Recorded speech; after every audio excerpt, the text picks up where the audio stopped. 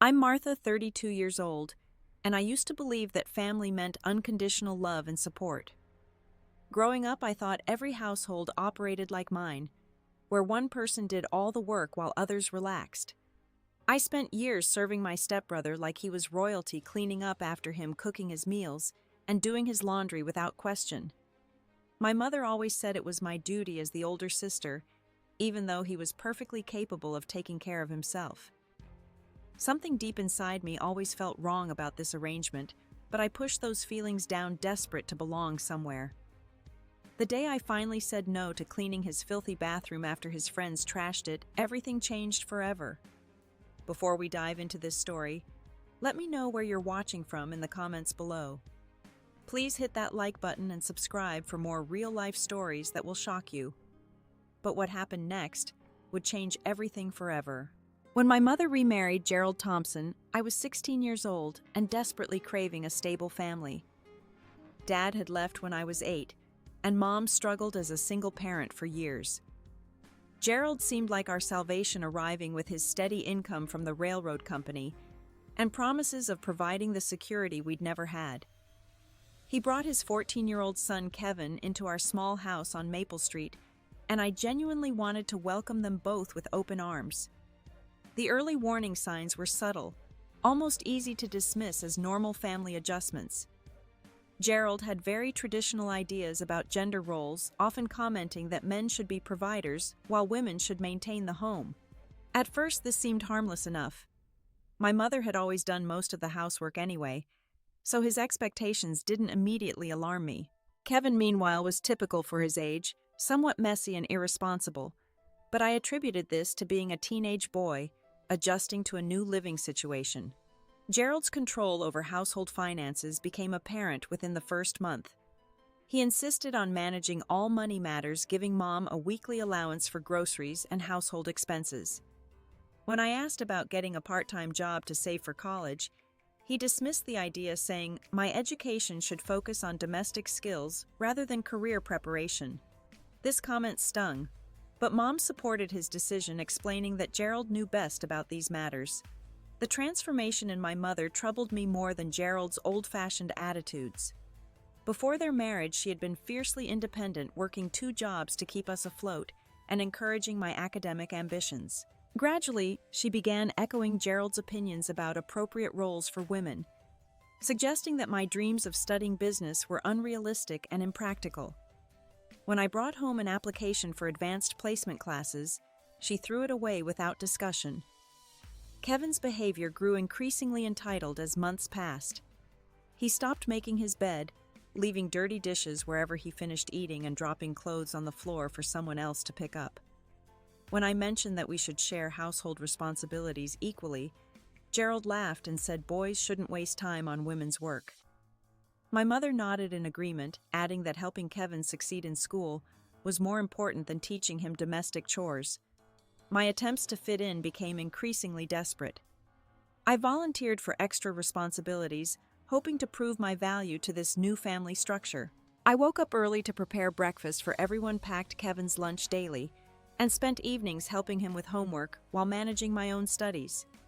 Despite these efforts, I felt like an outsider looking in, watching Gerald and Kevin bond over sports and weekend fishing trips, while I remained home with cleaning duties. The financial dynamics of our household became clearer over time. Gerald provided well for Kevin's needs, buying him new clothes, sports equipment, and electronics whenever requested. My requests for school supplies or new shoes were met with lectures about budgeting and making do with what I had. When my sneakers developed holes, I was told to patch them with duct tape, while Kevin received brand new basketball shoes the same week. My education began suffering as household demands increased. Late nights spent cleaning and cooking left me exhausted during school hours. My grades dropped from A's to B's and C's, which Gerald attributed to girls being naturally less academically inclined than boys. When my guidance counselor called home expressing concern about my declining performance, Gerald handled the conversation himself, assuring her that domestic preparation was more valuable than academic achievement for young women. The servant dynamic developed so gradually that I barely noticed when household chores became exclusively my responsibility. What started as helping out occasionally transformed into a full-time unpaid position, managing every aspect of domestic life. Kevin stopped participating in any household tasks, completely claiming he was too busy with sports and schoolwork to contribute. When I suggested creating a chore chart to distribute responsibilities fairly, Gerald dismissed the idea as unnecessary micromanagement. Gerald's justifications for this arrangement always centered around traditional gender roles that seemed outdated even in our small town. He frequently explained that boys needed to focus on developing skills for their future careers, while girls naturally excelled at nurturing and homemaking.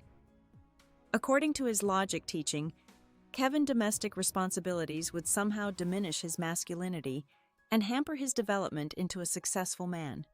My mother absorbed these explanations, completely repeating them whenever I expressed frustration about the unfair distribution of work. Specific examples of preferential treatment accumulated over months, creating an undeniable pattern of inequality. Kevin received a weekly allowance of $20 for doing absolutely nothing, while I earned nothing despite managing laundry, cooking, cleaning bathrooms, vacuuming, dusting, and grocery shopping. When Kevin's friends visited, I was expected to serve them snacks and clean up their messes without complaint. Gerald bought Kevin a used car for his 16th birthday, while informing me that transportation wasn't necessary for girls who should focus on home responsibilities. My internal struggle intensified as I tried to rationalize this treatment to myself. I desperately wanted to believe that Gerald's favoritism toward Kevin was temporary, that eventually he would recognize my contributions and treat me as an equal family member. I convinced myself that working hard would eventually earn their respect and appreciation. This self-deception became a survival mechanism, protecting me from acknowledging the painful reality that I was being systematically devalued and exploited. The impact on my education became devastating, as physical exhaustion from managing the entire household alone affected my cognitive abilities. I fell asleep during classes regularly, struggled to concentrate on assignments, and missed extracurricular activities that could have enhanced my college applications. Teachers began commenting on my changed demeanor, noting that I seemed withdrawn and overwhelmed compared to my previous enthusiastic participation in classroom discussions. Friends at school started expressing concern about my situation when they noticed bruises on my arms from carrying heavy laundry baskets and burns on my hands from cooking elaborate meals daily. When they asked about my home life, I made excuses, too ashamed to admit that my own family treated me like hired help. Gradually, I stopped accepting invitations to social events, knowing I had too many household responsibilities to attend anyway. Kevin's cruel remarks became increasingly frequent and cutting as he grew more comfortable with his privileged position in the family hierarchy. He began referring to me as the family maid in front of his friends, laughing when I brought them food or cleaned up their messes. When I asked him to rinse his own dishes, he would smirk and say, "That's what servants were for." His complete lack of empathy or gratitude for my efforts was particularly painful because I had genuinely tried to be a good sister to him. Social isolation became complete as I missed school events, friend gatherings, and normal teenage experiences due to household obligations. While other girls my age were dating, attending dances, and planning for college, I spent weekends deep cleaning bathrooms, organizing closets, and preparing elaborate Sunday dinners for Gerald's extended family visits. The weight of this isolation crushed my spirit gradually, making me feel invisible and worthless. My growing resentment simmered beneath the surface for months, building pressure like a volcano ready to erupt. I fantasized about standing up to Gerald and Kevin, imagining scenarios where I would refuse their demands and insist on equal treatment. However, my financial dependence and emotional need for family belonging kept me trapped in this cycle of servitude. I was still hoping desperately that somehow things would change naturally, without requiring a confrontation that might destroy the only family structure I had. Saturday morning, March 15th, started like any other weekend with me preparing breakfast for everyone while they slept until noon.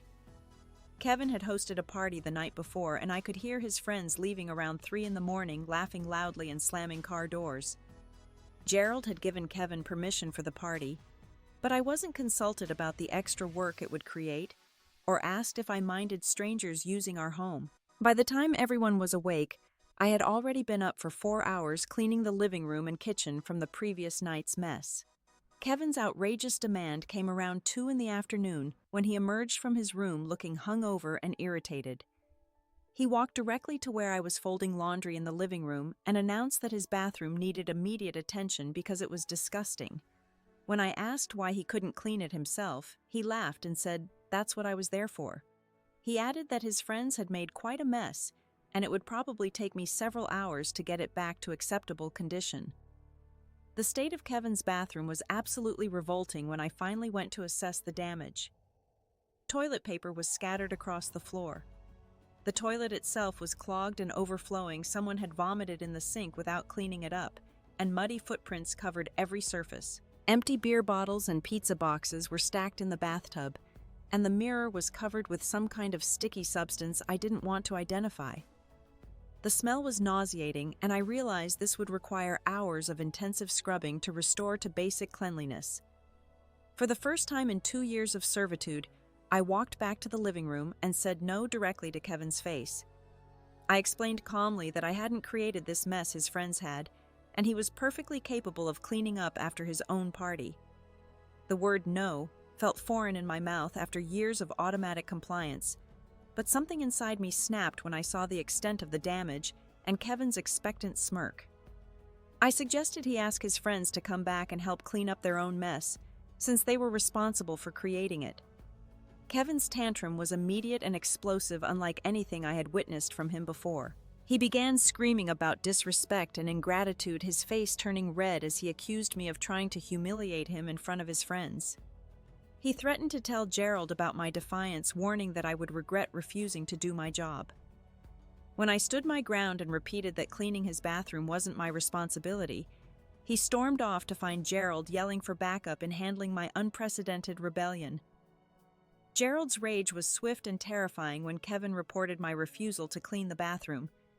He marched into the living room where I was still folding laundry, his face dark with anger I had never seen directed at me before. Without any discussion or attempt to understand my perspective, he began shouting about disrespect, ingratitude, and my failure to understand my place in the family structure.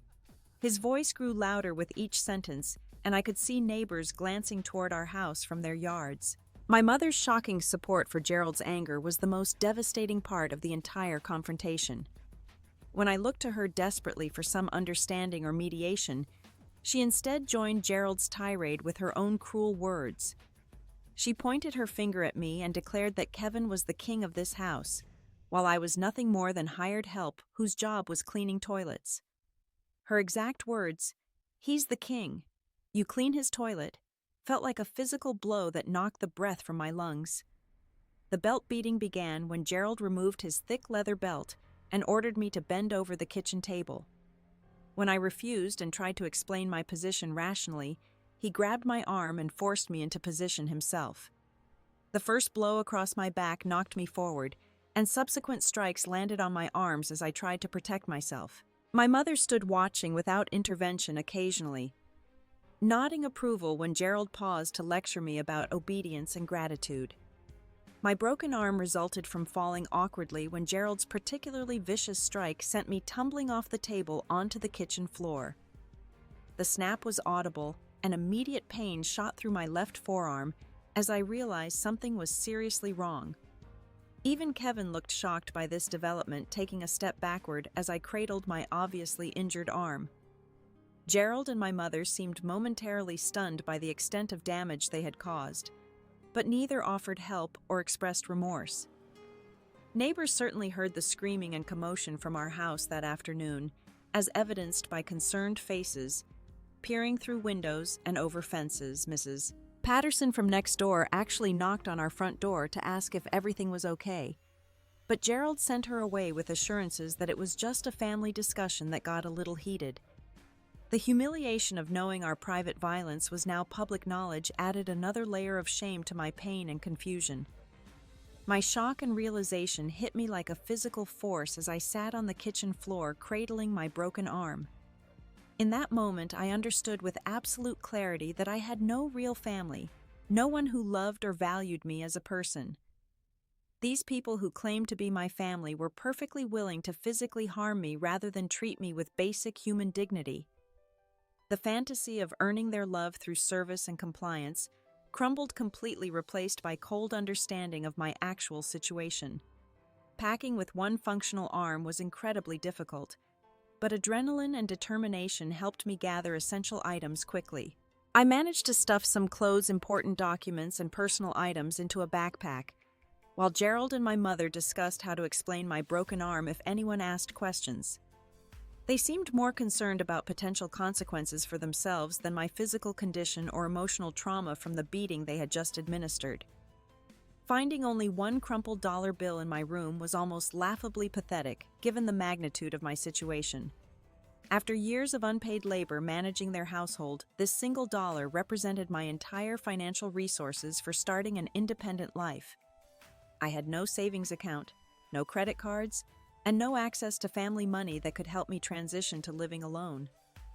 This dollar would have to sustain me until I found some way to generate income. Their dismissive attitude during my departure was the final confirmation that leaving was the only viable option for my survival and self-respect. Gerald told me not to bother coming back until I learned proper gratitude and respect for family hierarchy. My mother added that I was welcome to return when I was ready to apologize and resume my household duties without complaint. Neither expressed concern about where I would sleep that night or how I would survive with a broken arm and no money. My first night sleeping in the school parking lot was a nightmare of fear, pain, and disbelief at my circumstances. The broken arm throbbed constantly, making it impossible to find a comfortable position on the hard ground behind the gymnasium building. Every car that passed sent panic through me, worried that police might arrest me for trespassing or that Gerald might come looking to drag me home. The reality of homelessness felt surreal after years of taking basic shelter for granted. The hospital visit happened the next morning when the pain in my arm became unbearable, and I noticed obvious swelling and discoloration. I walked 3 miles to the emergency room, knowing I had no insurance or money to pay for treatment, but desperate for medical attention. The intake nurse, Eleanor Rodriguez, was a kind woman in her 50s who immediately recognized signs of abuse beyond just the broken arm. She asked gentle questions about my home situation while arranging for treatment. Eleanor's kindness extended far beyond her professional duties when she learned about my circumstances. After my arm was set in a cast, she offered to drive me to the local homeless shelter and helped me navigate the confusing intake process. She also gave me her personal phone number, insisting that I call if I needed anything or felt unsafe. Her genuine concern was the first kindness I had experienced in years, and it reminded me that good people still existed in the world. The shelter system was overwhelming and frightening for someone who had never experienced institutional living. Sharing sleeping quarters with dozens of other displaced people, following strict schedules for meals and activities, and navigating complex rules about personal belongings created constant anxiety. My broken arm made simple tasks like showering and dressing extremely difficult, and I felt vulnerable and exposed in ways I had never experienced before. Job hunting with a visible arm cast proved incredibly challenging as potential employers made assumptions about my reliability and character. Fast food restaurants, retail stores, and cleaning services all rejected my applications, often without even conducting interviews. My appearance, combined with my lack of permanent address and work experience, made me seem like a risky hire to managers who had plenty of other applicants to choose from. The diner opportunity came through Eleanor, who mentioned my situation to her friend Margaret, who owned a small restaurant downtown.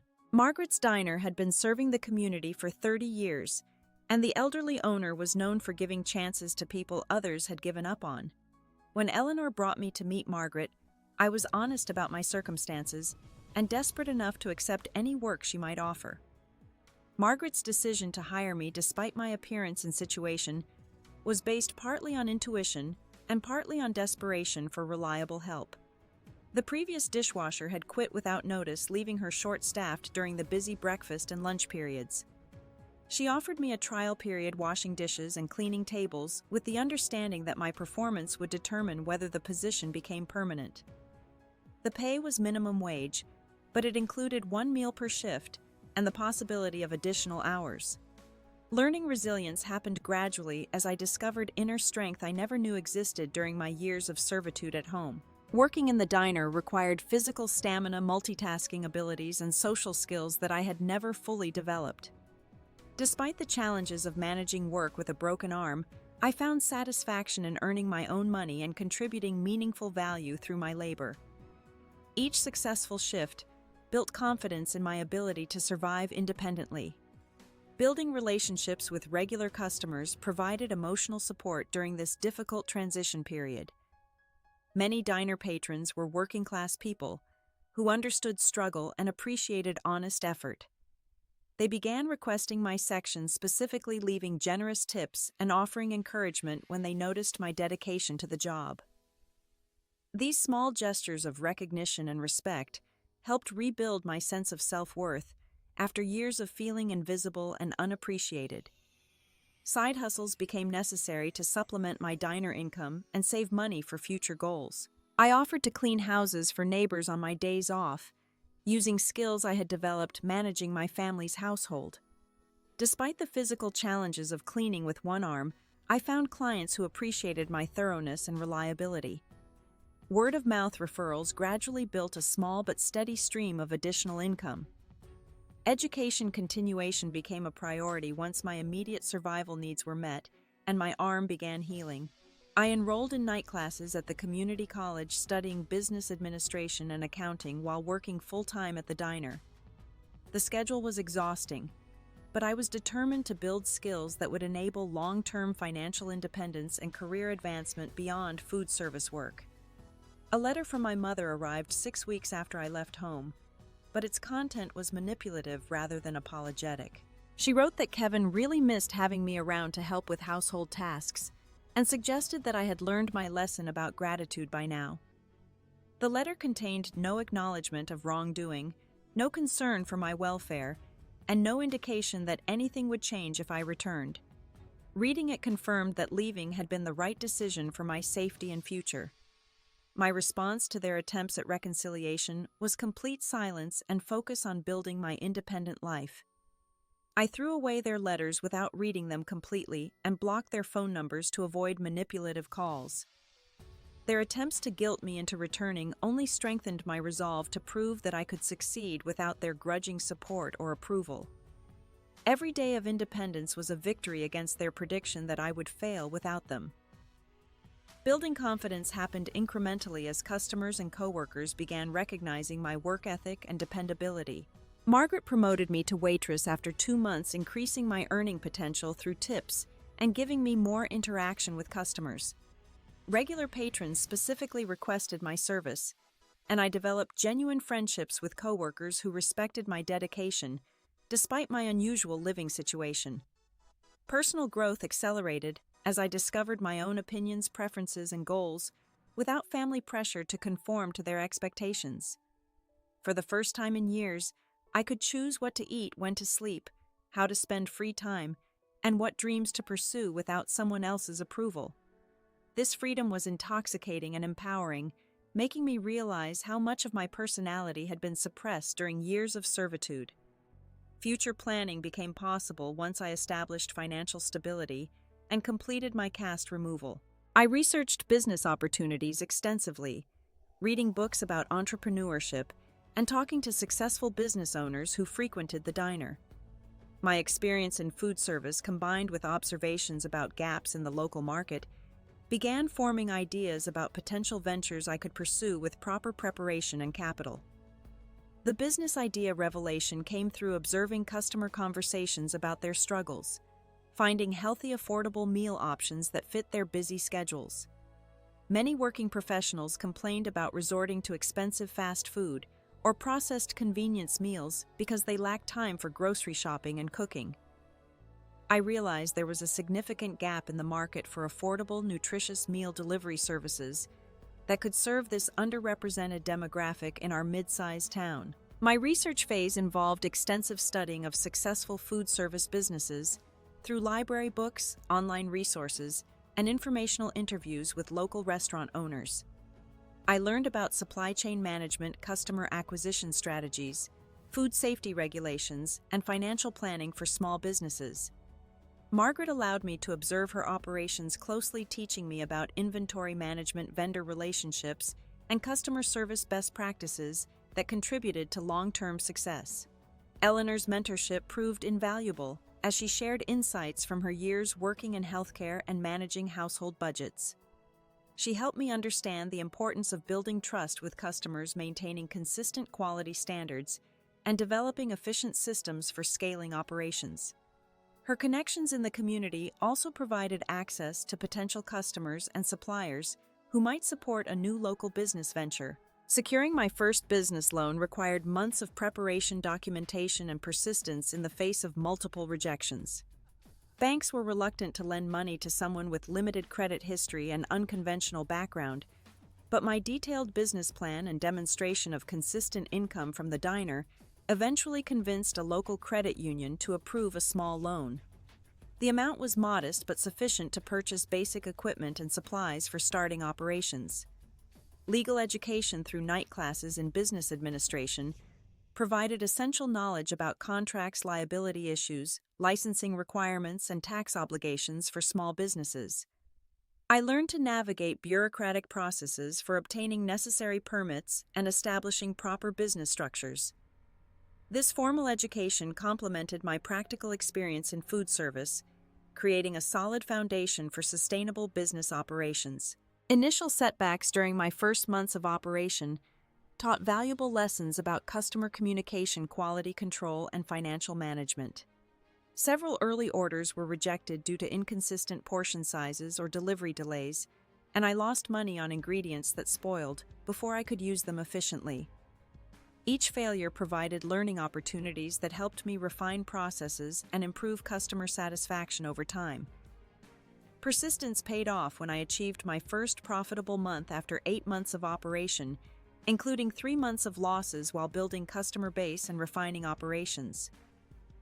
Word-of-mouth referrals began generating steady orders from satisfied customers who appreciated the convenience and quality of my meal preparation services. Positive online reviews attracted new customers, and repeat business demonstrated that I was meeting genuine market demand. Expansion strategy evolved naturally as customer demand exceeded my capacity for personal meal preparation and delivery. I began offering healthy meal prep services for busy professionals who wanted nutritious options for entire weeks rather than individual meals. This shift required larger equipment, additional storage space, and more sophisticated planning systems, but it also provided opportunities for increased revenue and efficiency improvements. Staff hiring became necessary as business growth exceeded what I could manage alone, and I specifically sought other young people facing similar circumstances to those I had experienced. My first employee was Jessica, an 18-year-old who had aged out of foster care and needed both income and life skills development. Training her in food preparation and customer service while providing emotional support created a workplace culture focused on mutual assistance and personal growth. Technology adoption accelerated business growth as I learned to use social media platforms and delivery apps for customer acquisition and order management. Online presence allowed customers to place orders conveniently and track delivery status, while digital payment systems simplified financial transactions. These technological tools enabled me to compete effectively with larger food service companies, despite my limited resources. Community building became central to my business philosophy, as I recognized the importance of supporting other people who faced similar challenges to those I had overcome. I established partnerships with local homeless shelters and job training programs, offering internships and employment opportunities to people who needed second chances. This approach created loyalty among customers who appreciated supporting a business with positive social impact. Financial literacy education continued through courses and consultation with accounting professionals who helped me understand investment strategies, tax planning, and growth financing options. I learned to reinvest profits strategically, building reserves for equipment upgrades and expansion opportunities while maintaining personal financial security. This knowledge enabled sustainable growth without sacrificing long-term stability for short-term gains. Recognition grew as local newspapers featured my success story, highlighting how I had overcome homelessness and family abuse to build a thriving business that employed other disadvantaged youth. These articles attracted additional customers and caught the attention of business organizations that offered networking opportunities and mentorship resources. Media coverage also brought requests for speaking engagements, where I could share my experiences with other aspiring entrepreneurs. Networking events connected me with other business owners who provided advice referrals and collaboration opportunities that accelerated my company's growth.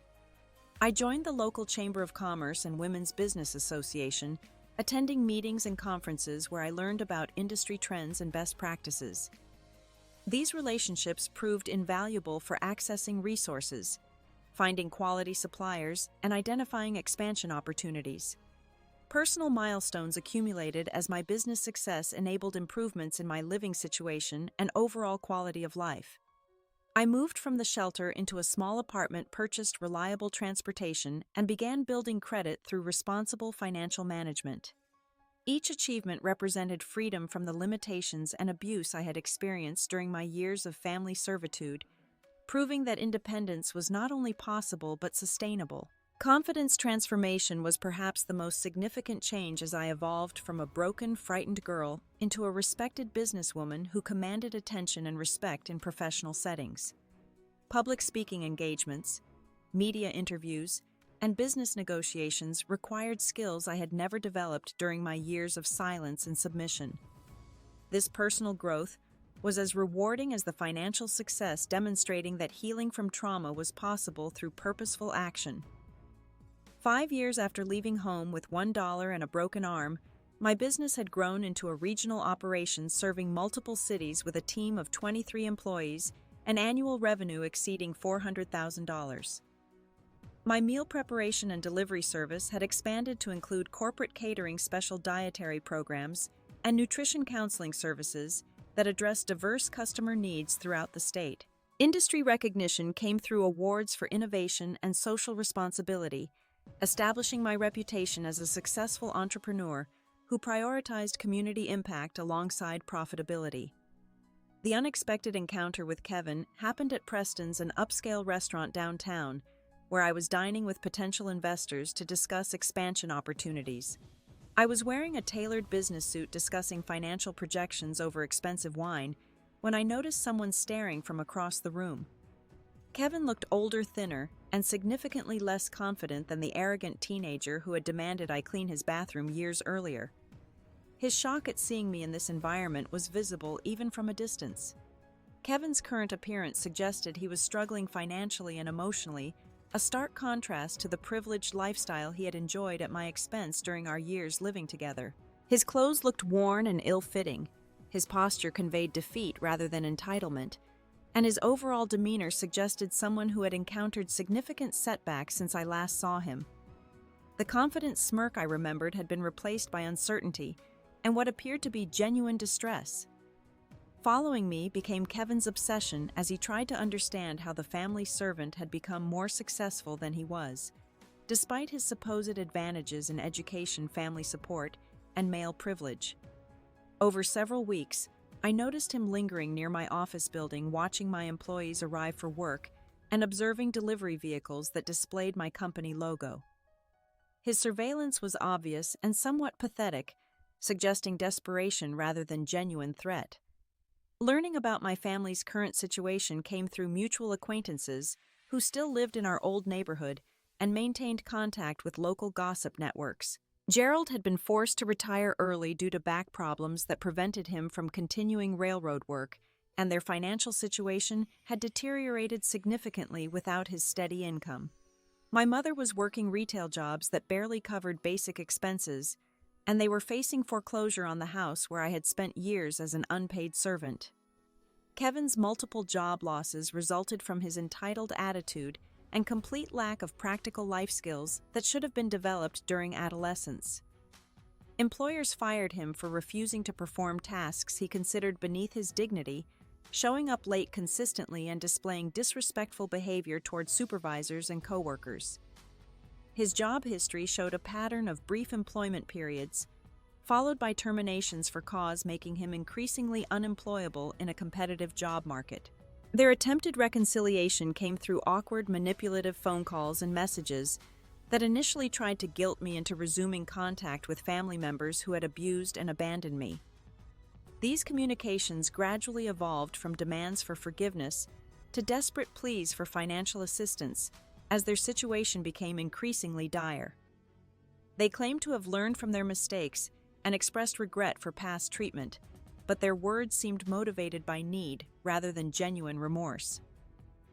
My investigation into their current circumstances revealed the extent of their financial crisis and the ironic reversal of our positions since I left home. Property records showed pending foreclosure proceedings, credit reports, indicated substantial debt, and employment records confirmed their struggle to maintain steady income. The people who had once controlled every aspect of my life through financial manipulation were now facing the same insecurity and powerlessness they had forced upon me. Community knowledge about their treatment of me had spread through neighborhood gossip networks, damaging their reputation and social standing in ways they hadn't anticipated. Former neighbors and acquaintances had learned about the abuse and exploitation I suffered, and many people now viewed Gerald and my mother with suspicion and disapproval. This social isolation compounded their financial problems, as community connections often provided job opportunities and support networks during difficult times. My emotional journey processing years of pain required professional counseling and deliberate work to separate my current success from past trauma experiences. Therapy helped me understand that forgiveness didn't require forgetting or excusing their behavior, but rather releasing anger that continued to affect my emotional well-being. This psychological work was essential for making rational decisions about potential future relationships with family members who had caused significant harm. Strategic planning for handling their desperation involved consulting with legal advisors, financial planners, and mental health professionals to ensure any assistance I provided would protect my interests while potentially helping them learn accountability and self-sufficiency. I wanted to avoid enabling continued dysfunctional behavior while still maintaining my own moral standards and emotional health. This required careful consideration of boundaries, conditions, and long-term implications.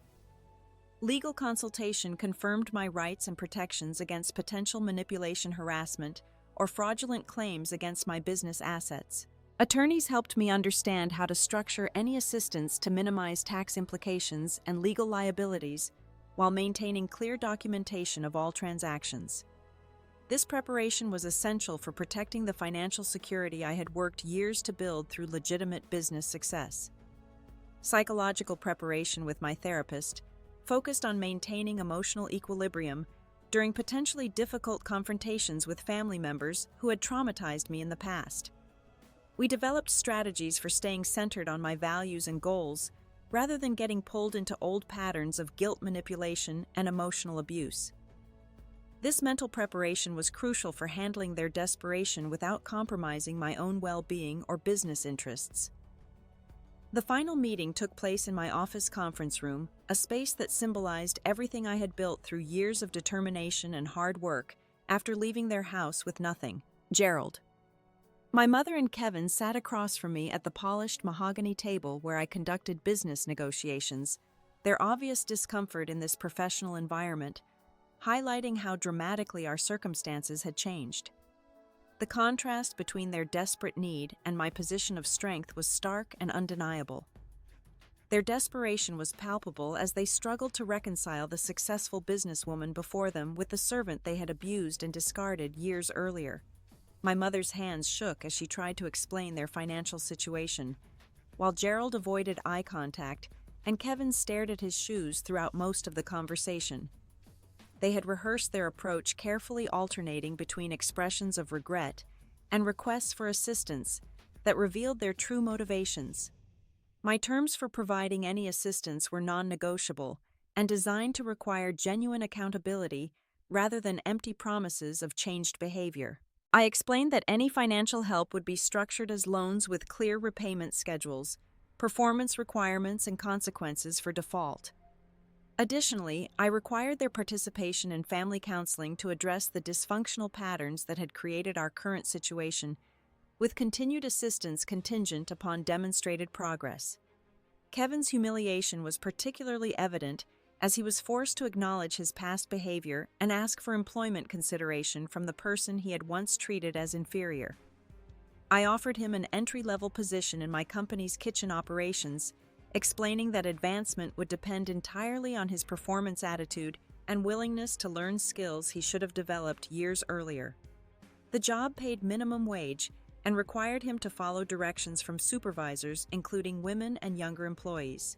My mother's painful admission of failing me as a parent came reluctantly, and only after I made clear that honest acknowledgement of past harm was prerequisite for any future relationship. She struggled to articulate specific examples of her failures, minimizing the abuse and trying to shift blame to Gerald's influence, rather than accepting responsibility for her own choices. This conversation revealed that genuine understanding of their impact on my life remained limited despite their current desperation. Gerald's health scare occurred during our second meeting when the stress of confronting consequences for his past behavior triggered a heart attack that required emergency medical treatment. The incident forced a temporary pause in our negotiations while he recovered, but it also provided perspective on the physical toll their financial and emotional stress was taking. His medical emergency prompted reflection on mortality and legacy that seemed to make him more receptive to accountability. My choice to provide limited assistance came with strict conditions designed to promote their independence while protecting my own interests and emotional well-being. I agreed to help prevent their immediate homelessness through a structured loan for mortgage payments, but I refused to provide ongoing financial support that would enable continued dependence.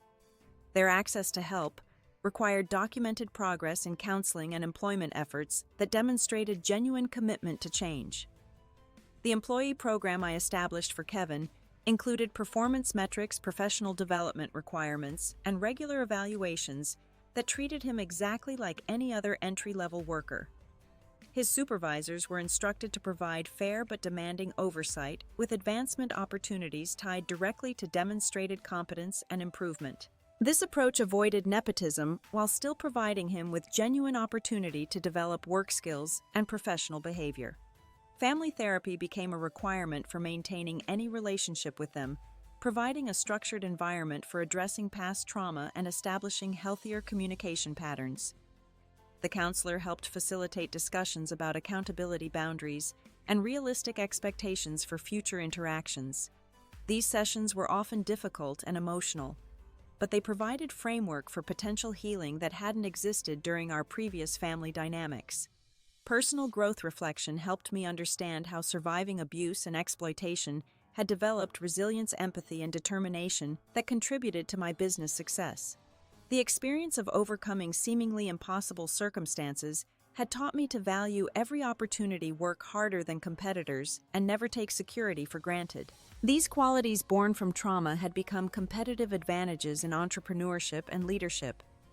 My business philosophy evolved to prioritize helping others escape circumstances similar to those I had endured, creating employment opportunities specifically for people who needed second chances. This mission-driven approach attracted customers who wanted to support businesses with positive social impact, while also providing meaningful work for employees who might struggle to find opportunities elsewhere. The combination of profit and purpose created sustainable competitive advantages.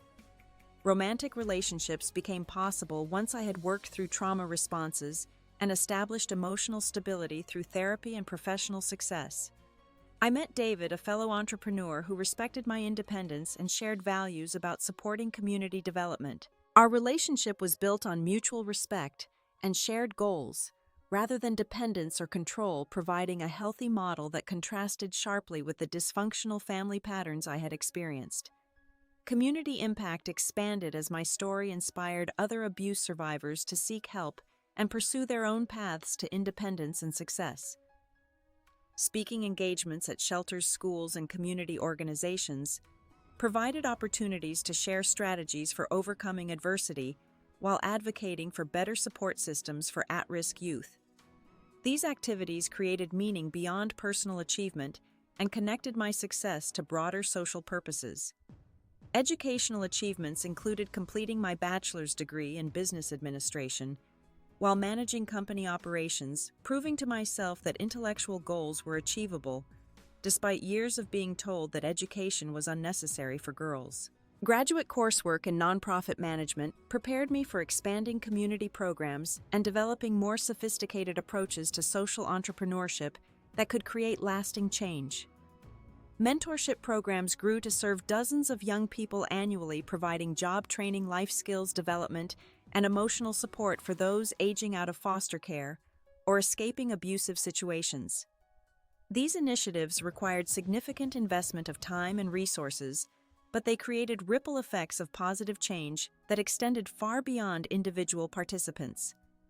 Watching other people overcome adversity and achieve independence provided ongoing motivation for continued expansion. Future vision for my business included franchising opportunities that could replicate successful models in other communities while maintaining focus on social impact alongside profitability. I plan to establish scholarship programs for disadvantaged youth pursuing culinary or business education, creating pathways for advancement that hadn't existed when I was struggling to survive. These expansion plans required careful balance between growth and maintaining quality standards. Forgiveness became possible once I understood that releasing resentment was necessary for my own emotional freedom rather than absolution for their behavior. This process took years of therapy and personal growth, but eventually I reached a place where past trauma no longer dominated my emotional responses or decision-making processes. Forgiveness didn't mean forgetting or excusing their actions, but rather choosing not to let anger continue poisoning my own life. Final wisdom gained through this journey emphasized that sometimes walking away from toxic relationships is the only path to survival and success, even when those relationships involve family members. The courage to leave an abusive situation despite having no resources or support had ultimately saved my life and enabled achievements that would have been impossible within their dysfunctional system. This lesson guided my advice to other people facing similar circumstances. Peaceful closure came through understanding that my worth was never dependent on their approval or recognition, and my success existed independent of their acknowledgement or participation. The business I had built, the people I had helped, and the life I had created were testaments to my inherent value that couldn't be diminished by their past treatment or current opinions. This perspective provided lasting peace regardless of whether our family relationships improved.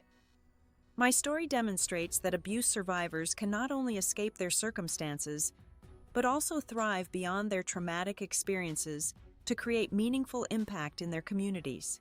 The path from servitude to success required enormous courage, persistence, and faith in my own potential, despite years of being told I was worthless. Every person facing similar struggles deserves to know that change is possible and that their current circumstances don't determine their future possibilities. The transformation from a frightened girl with $1 and a broken arm to a successful entrepreneur supporting dozens of employees and hundreds of customers proves that human resilience can overcome seemingly impossible obstacles. Most importantly, success becomes meaningful when it includes lifting others who face similar challenges, creating cycles of empowerment that extend far beyond individual achievement. What situations in your own life require the courage to walk away and start over? Have you ever had to choose between family loyalty and your own well-being? Share your thoughts in the comments below about times when standing up for yourself changed everything. Please like this video. If it inspired you to value yourself more, subscribe for more stories of overcoming adversity and share this with someone who needs to hear that they deserve better treatment. Remember that your worth isn't determined by how others treat you, and sometimes the most loving thing you can do for yourself is to walk away from people who can't see your value. Thank you for listening to my story, and I hope it reminds you that your current circumstances don't define your future possibilities. Stay strong, believe in yourself, and never stop fighting for the life you deserve.